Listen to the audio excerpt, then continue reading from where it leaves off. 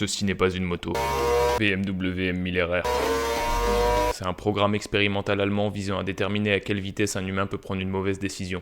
Une moto qui dépasse les 300 km/h et qui, pour une raison que je n'explique toujours pas, est vendue avec des clignotants. Parce qu'apparemment à 300, c'est important de prévenir les autres que vous changez de voie. Moi j'appelle ça une tentative d'homicide avec des rétroviseurs. Après tout, c'est important de savoir ce qu'il y a derrière toi juste avant de mourir. Elle effectue le 0 à appelle ta mère en approximativement très peu de temps. Elle est pas juste rapide, elle supprime la phase entre j'accélère et je regrette. Tu tournes la poignée et ton cerveau reçoit les informations 3 sorties d'autoroute plus tard. À cette vitesse-là, les panneaux, c'est de la décoration. Évidemment, BMW a mis des ailettes. C'est cela dit, pas une mauvaise idée quand tu veux éviter que tes clients s'envolent. En parlant des idées des ingénieurs, ABS, traction control, anti-wheeling, gestion moteur, des calculateurs de partout, dont l'unique mission est d'empêcher les clients de faire des conneries. On pense fort à Dylan, 24 ans, qui a fini dans un champ parce qu'il voulait impressionner une Clio 4. À 300 km/h, vous parcourez 80 mètres par seconde. Ça signifie qu'au moment où votre cerveau se dit « Tiens, il y a quelque chose là-bas », ce quelque chose est derrière vous. Et malgré tout ça, cette moto partage la route avec des Renault Capture, des tracteurs, des camping-cars et des gens qui freinent. BMW considère donc que tout ceci peut cohabiter. C'est une confiance en l'humanité que je trouve vraiment admirable. Les freins sont énormes, et heureusement, parce qu'après avoir traversé 3 départements en 8 minutes, il faut parfois s'arrêter à un passage piéton. Il y en aura toujours pour dire « Oui, mais si tu respectes les limitations de vitesse, tu comprends, elle est pas si dangereuse. » Un lance-flamme non plus, si c'est pour faire des crêpes. Bref, c'est inutile, ridicule, probablement une des raisons majeures de la hausse artérielle de ton assureur, mais si BMW veut m'en prêter une,